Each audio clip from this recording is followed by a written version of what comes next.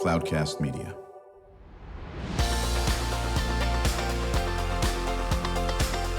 Drew Schlosberg Spotlight on the Community Show, amplifying the voices of social impact organizations, entrepreneurs, local nonprofits, and other community champions who shape the culture, creativity, and connectivity of San Diego. Brought to you by Mission Fed Credit Union, bringing good things to San Diego for over 60 years. Learn more about what is good for you and good for all by visiting www.missionfed.com. I'm Drew Schlosberg of Cloudcast Media. You can be listening to another edition of Drew Schlosberg Spotlight on the Community Show. We are the nation's longest running community podcast in our 20th year. Brought to you by Mission Fed Credit Union, 60 plus years of doing great things in our community, whether it's food insecurity, whether it's working with the homeless, Alzheimer's, arts. It's a big cause. They are there shoulder to shoulder, as always, when we have this gentleman on to talk about the amazing things happening at this iconic museum. It is always a great day, and that is Rear Admiral retired Terry Kraft. He is the president and CEO of the USS Midway Museum. Always good to have you on the show, Terry. Thanks, Drew. Such wonderful things. Joined by my co-host in her fourth year now with Spotlight on the Community, and she certainly has elevated our Spotlight show, which we're very grateful for. She is the executive director of San Diego Writers, Inc., and that is the inimitable Kristen Fogel. How you doing? I'm doing well. It was a great intro. I appreciate it. Yeah, well, listen, well-deserved on it. Why don't you get us kicked off with Terry? Let's do it. As my friend Drew said, for those of you living under a rock, let's hear what the mission of the Midway is. Sure. Thanks, Kristen. Our mission is to honor all the people who served on Midway, their legacy. Over 200,000 sailors served on Midway, and all who served anywhere. That's why we exist. And the other part of it is to inspire, entertain, and educate our guests that come aboard. Midway is probably the last aircraft carrier museum there will be, because you could never take a former nuclear ship, which is what all our carriers are now, and turn it into a museum, because they basically dismantle them. So we think of ourselves as executing this mission really over the next 80 years. Absolutely. Yeah. And you guys have some big stuff on the horizon, yes? We have a lot of stuff going on right now. We're building a park. Yes. We're opening up new exhibits, which I can talk about all these things. Yep. And then we're lining up for another Jingle Jets at Christmas time. So there's a lot going on. Take your pick, and I'll be happy to talk about it. Well, listen, I think before we start getting into Freedom Park, of course, which has gotten a lot of attention, as it should. It was part of the agreement, so to speak, and you can chat about that as well. Just cannot talk about how engaged you guys are in the community, an organization that I'm near and dear, close with, obviously Classroom of the Future Foundation, and you folks have really worked together almost since the inception of the USS Midway Museum, and we appreciate that continued support. Talk about how certainly the military is important to you folks, but talk about education as well. Sure. Our founders, Midway Museum opened 21 years ago now. We opened in 2004, the same year as Petco. But our founders made it a real priority to include education as one of our core missions. We have over 40,000 kids a year on board as part of our education program. We reach another 20,000 remotely. So during COVID, we started bringing kids aboard Midway remotely. And we still do that to this day. We're in all 50 states and 2 provinces in Canada, where we bring kids aboard, and this is STEM-focused education. These are certified San Diego teachers, but every kid in every school district in San Diego comes aboard Midway. If they can't afford a bus, we get them a bus to get them aboard. STEM-focused, but we take time also to talk about things like teamwork and all the other things that go along with the people who serve and what their sacrifices were. And it's a lot of fun. We also fund scholarship programs, Classroom of the Future, but also San Diego High School is benefits from our Mac McLaughlin Scholarship Program. And over the years, through our Pillars of Freedom grants, we've given tons of money away, over $4 million away to deserving charities, mostly veteran-focused, service-focused here in San Diego. Yeah, and the impact has been huge, and I can certainly speak from a Classroom of the Future Foundation, but all the other groups that you do, and it's a meaningful contribution. But even more importantly, Terry, you folks are just there. It's not just checkbook philanthropy. You're out there coming to the events. You're out there supporting the events. And I think that's something that's a testament that Max certainly started, and you're continuing it. And you just have a top-notch. It'd be remiss if I didn't shout out Allison, your director of education, who has done a wonderful job, as did Sarah, who kicked you off to start with it. Yeah, Allison's fantastic. Dr. Allison Urban, who runs our education program, she's great. And when you're talking about events, most of these events happen on Midway. We do over 300 events a year on our flight deck. Companies love to rent out our flight deck, but also a lot of nonprofits. We just had Tunnel to Towers on board from New York. They were amazing group and the work that they're doing. And we do over 200 military events a year, so promotions, retirements, all those things. So anytime you come on board Midway in the morning, you're going to run into active duty people either doing an event or doing their volunteer time. A lot of them do the volunteer work on Midway. This is Chief Select season, so we'll get a lot of the new Chief Selects on board doing stuff. And then in the evenings, there's events too. So I compare it to my time on a real aircraft carrier. There's always something going on Midway almost around the clock.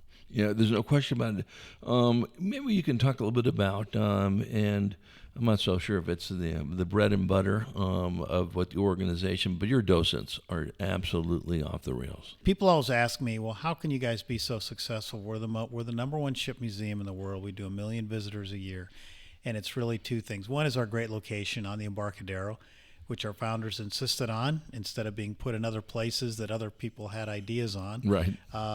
But the main driver are our volunteers, over 800 volunteers on Midway.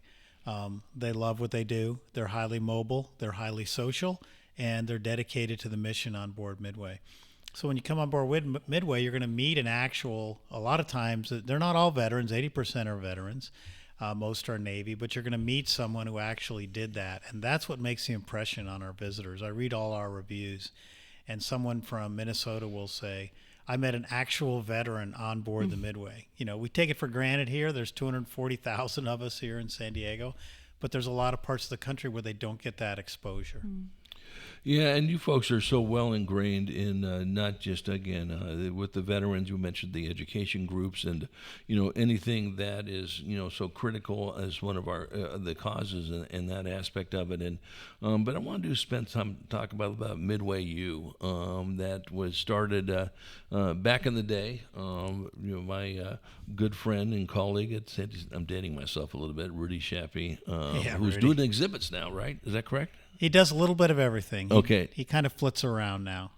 Right. And Rudy and I work together at San Diego Unified, and he's been heavily involved in this aspect of it. You mentioned the thousands of kids that, go through the Midway and learn about all the different types of stuff that you do. But talk a little bit about that education component. There's a tie into cyber and everything that is the kids are going to have to learn moving forward. Right. A lot of it is STEM focused. They actually will build electrical circuits. They'll go up on the flight deck and they'll learn how our meteorologists used to do weather, figure out what the weather's going to be, launching a weather balloon and those kind of things. So there's a lot of that scientific type aspects. Another great program we do is called Wing Scouts, where we have a room full of simulators courtesy of Southwest. They're in little kiosks, but there's like 30 of them. And we bring girls in, and they spend a whole day learning about aviation and flying and those kind of things. So the Wing Scout program is pretty cool, too. We do a radio merit badge program for the Boy Scouts because we actually have a ham radio station that is on Midway. They love being on Midway because they can get their antenna really high. Don't mess with their antenna, I learned. And so they can get their radio merit badge, too, and do the kind of things that tie in with Midway, but that you may not think about. I want to, before we talk about the POW exhibit, there was one near and dear to your heart. We were honored, Cloudcast Media and our Spotlight show, to do a remote from it, and something you were involved in. Talk about that. That's fantastic. So I went to the Naval Academy in the late 70s, graduated in 81, and a lot of our faculty, and in fact our superintendent, were former POWs from Vietnam who had come back and were reestablishing their active duty time in the Navy. These men were our heroes. We invited them to all our events. We couldn't hear enough stories from these POWs and what they'd been through and what their heroism was. So it was important to me that on Midway there was a place where we remembered what they experienced, and we educated people on the terrible things that happened to them, the torture and everything else. And it turned out there were 11 aviators shot down from Midway who were taken POWs. Midway served in the beginning of the Vietnam War and towards the end of the Vietnam War. So the longest serving POW, we call them the Midway 11, the longest serving POW had been there almost 8 years. Wow. So we tell that story. We recreate a couple of the cells, to scale that they were in on Midway, and I think it's a great exhibit. But it's a story that needs to be remembered and told. And there's a Coronado component. Star Park has a memorial now to the League. They call themselves the League of Wives. These were the wives that stood up and said, hey, we're not getting all the information about our husbands. We want to know. We want accountability. And they were led by Sybil Stockdale, Coronado resident. John Stockdale's there's a book called The Women that is pretty popular that talks about that. So I wanted to tell that story too. No, that's great. We're chatting with Terry Kraft. He's the president and CEO of the USS and Midway Museum. I'm Drew Schlosberg with Cloudcast Media, listening to another edition of Drew Schlosberg Spotlight on the Community Show. Brought to you by Mission Fed Credit Union, 60 years doing great things in the community. Joined by my co-host, Kristen Fogel. She's the executive director of San Diego Writers, Inc. Other question you have for Terry? All day. I mean, they're a small city, so I mean, we Literally. could just keep going. Since we are talking about exhibits, I wonder if we could talk about the new Top Gun exhibit and the cool thing you have going on with that. Okay, yeah. Here's another sea story for you. Great. So a couple years ago, I was approached by the commanding officer of Naval Air Station North Island, Commander Montgomery, Monty, and he said, "Hey, they filmed that Top Gun Maverick movie right there on Naval Air Station North Island. They built the bar in the movie that you see with Jennifer Connelly. It's called the Hard Deck Bar in the movie. It's modeled after a more divey bar on base called the I Bar, where aviators go on Fridays to decompress and." So they modeled it after that, and they built it on the beach. But after the movie was done, they were told, take it all down. And Paramount said, hey, we can leave it. It's this building's built to spec. Nope, take it all down. So they did.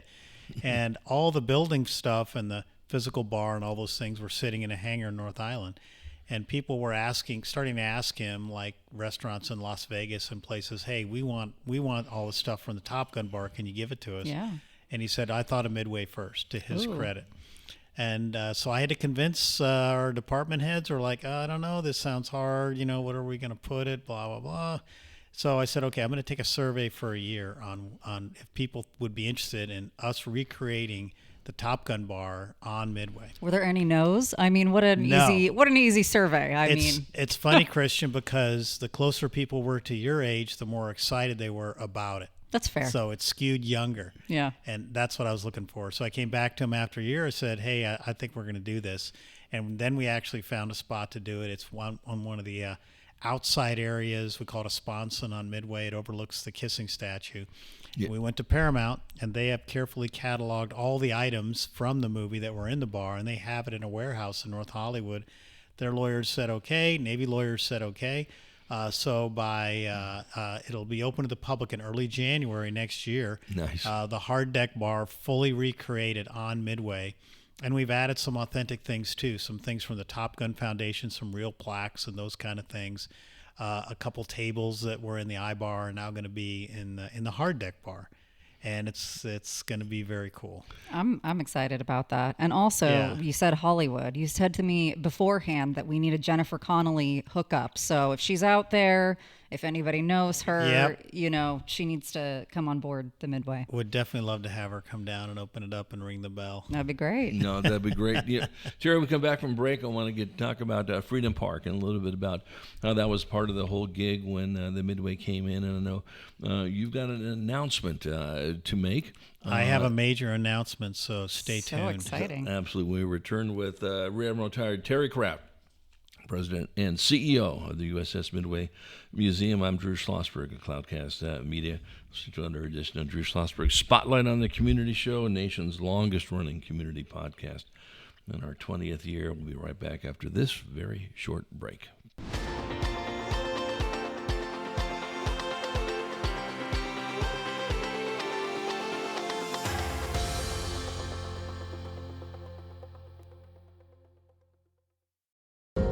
When you do your banking with Mission Fed, you get great rates on auto and home loans. That's good for you, but something good also happens for a lot of other people. We're not for profit, so we put money back into the community to help lots of great nonprofits to keep San Diego strong. So you're not just getting something good, you're doing something good. Come to Mission Fed. It's banking that's good for all. Brand amplification is the DNA of Cloudcast Media, and our code is the powerful blending of sound, voice, and storytelling to lift local brands and their communities. Whether it is our Brandcast, Schoolcast, or Causecast platforms, the unifying ethos is all about this community, the one you call home. If you dare to dream and want to explore the brand amplification of Cloudcast, a national leader in local podcasting and other Winfluence strategies, please visit us at cloudcast.us.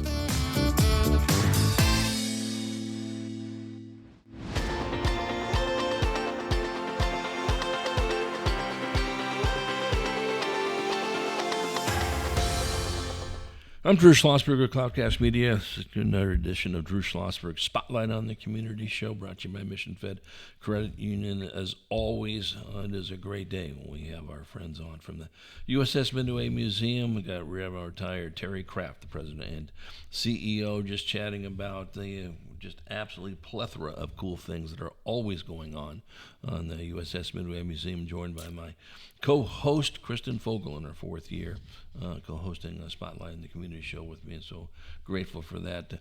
Terry, a little bit of a background on Freedom Park, and Sure. That was all part of the initial plans, was it not?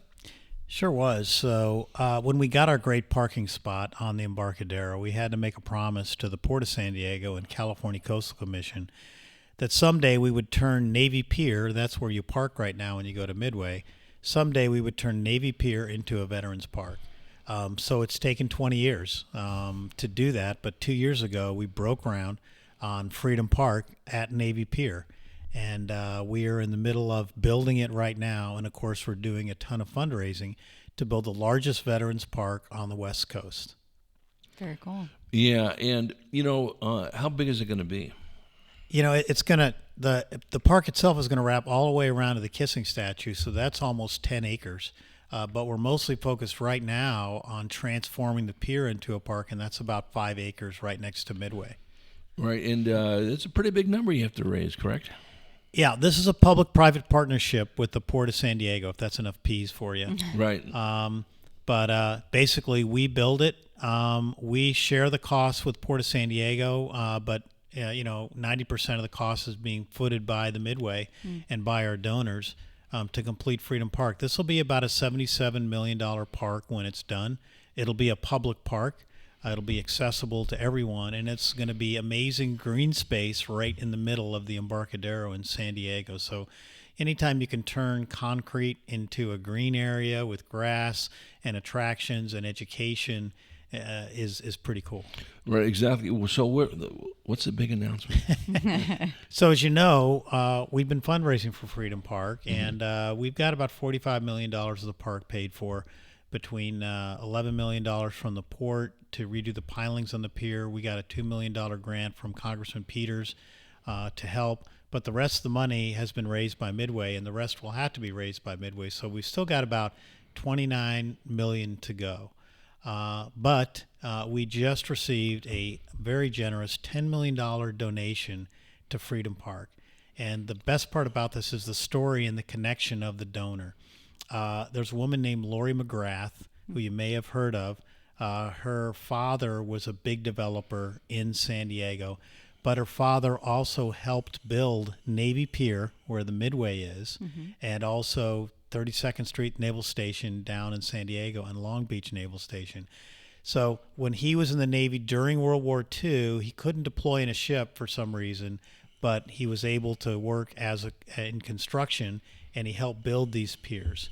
He was also a Navy boxer, so he was a famous boxer in the Navy back then when the Navy was also big into sports. So Lori, to honor her dad, has decided to make a $10 million donation to Freedom Park, and that gives her naming rights on the park. So this is going to be known henceforth as McGrath Freedom Park at Burnham Navy Pier. Wow, congratulations. Wow, that's amazing. Yeah. And we're very thrilled that you chose to sort of announce this on our Spotlight on the Community show. Thank you for doing that. Absolutely. Well, if you've ever met Lori, she's an amazing woman, and you heard her in the press conference. She loves the Midway, and she loves that we've been able to kind of memorialize her father. There's going to be a big display about her father in the park, and so she's very tickled with this. And she actually asked for a docent manual so she can learn more about the Midway. I said, be careful what you ask for. The docent manual is about 6 inches thick. Here you go. Yeah, no, that's that's fantastic. And when is if everything goes the right way? When will Freedom Park open up? So Freedom Park will open up on Veterans Day, November 2028. Okay, right, good. So, which will be here before you even know it, correct? Oh, I know. Yeah. It will. I remember you making the announcement 2 years ago, like it was 6 months ago. So. Well, since then, we tore down that big ugly building, Building 11 that was there, and then we had to do some concrete work underneath to stabilize the pier where the building was. We're doing work on the water main right now and some electrical, but the major portion will begin probably around May next year, and we'll be hot and heavy building out the pier and putting in the flagpole, all the big family area grass on the end, the parade ground with the statue of John William Finn, Medal of Honor winner from World War II. And we'll still have 100 parking spaces on the pier. They'll be handicapped, they'll be charging. And our volunteer spaces, we'll still have 40 volunteer spaces up by the bow because volunteers love their parking. Sure. Yeah. Big perk. They love that. Yeah. That's the number one question I get from volunteers. Talk a little about before we get into Jingle Jets, which is been coming up. Yeah. Have you been to it? No. Oh, it's it's pretty fun. I want to go. It's phenomenal. But I want to talk about the collaboration you folks are having with your partners, so to speak, that are also right down in your neck of the woods with Beef Dreschler, sure, the U.S. Navy SEAL Museum, and then with the Maritime Museum of Christina is something. And you guys all are working, and you work with all the museums, just not those, but they're right there. Talk about that. Yeah, we call ourselves the Triad. Between us, the New SEAL Museum Showcase, and Maritime Museum.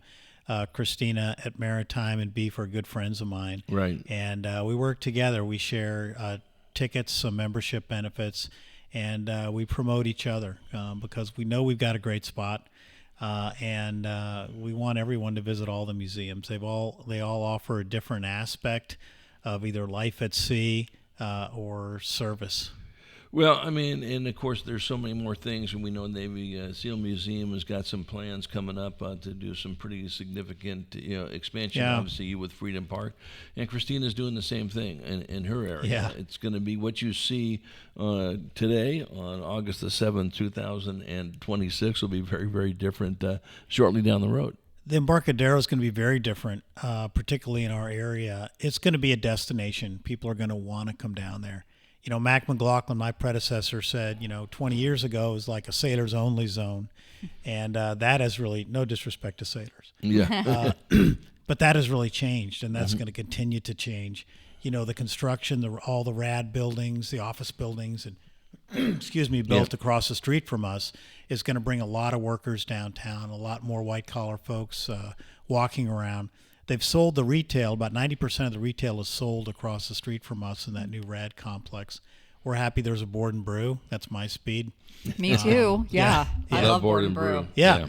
So there's a lot going on. It's going to be a big transformation for the Embarcadero, Drew. Right. And listen, people can still contribute to Freedom Park, right? We don't want to let them know that, okay, everything is done. That's not true. We still need to raise $20 million. Yeah, right. People can buy memorial bricks. Those Right. are going to be over 4,000 memorial bricks will be laid into the park. And there's still plenty of naming opportunities with benches and gardens and footsteps of freedom and those kind of things. We're still very much in the fundraising mode until we get this done.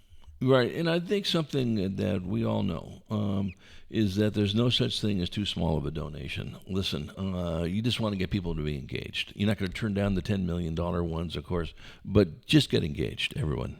Right. This park will be hallowed ground to me. This is a legacy park. That's why Midway is going to take care of it and maintain it to our standards throughout its lifetime as long as we're here. But with memorial bricks and a lot of the kiosks are going to tell stories with the car dealership flag at the end of the pier. This is hallowed ground and a very important gateway to Midway. And it's open to everybody. Yeah, no, there's no question about it. And Jingle Jets, what day is that again? Jingle Jets will start right after Thanksgiving. It'll Okay. go for 21 select nights, so usually a Thursday, Friday, Saturday nights.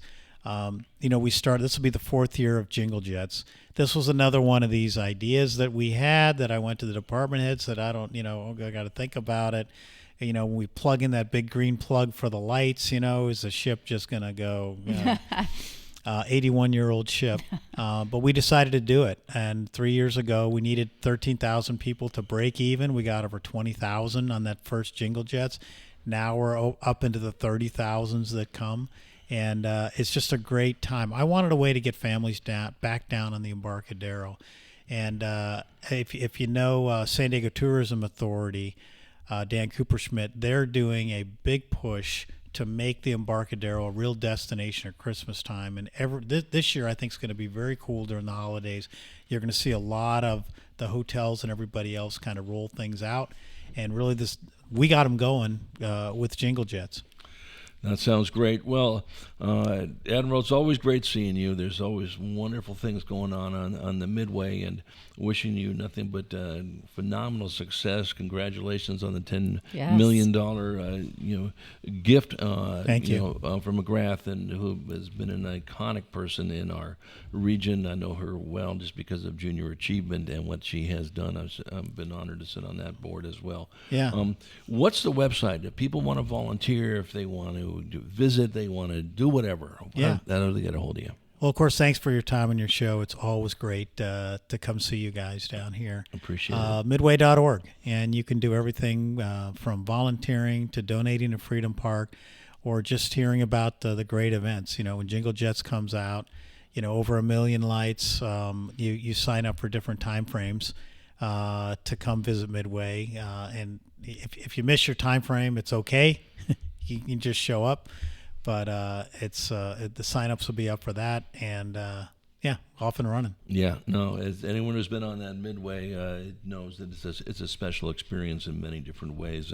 Always good seeing you, Terry. Congratulations on that great announcement of that $10 million gift, and we'll look forward to having you on probably, a little bit before when Jingle Jets gets on, so we can promote that as well. Thank you. You bet.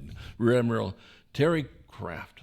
He is the president and CEO of the USS Midway Museum. I'm Drew Schlosberg of Cloudcast Media. Been listening to another edition of Drew Schlosberg Spotlight on the Community. We are the nation's longest-running community podcast in our 20th year. Thank you so much, Kristen Fogel, co-host in your 4th year now on the Spotlight Show. And to our audience, we hope you enjoyed the interview. You've been listening to an episode of Drew Schlosberg's Spotlight on the Community Show, amplifying the voices of social impact organizations, entrepreneurs, local nonprofits, and other community champions who shape the culture, creativity, and connectivity of San Diego community. Brought to you by Mission Fed Credit Union, bringing good things to San Diego for over 60 years. Learn more about what is good for you and good for all by visiting www.missionfed.com.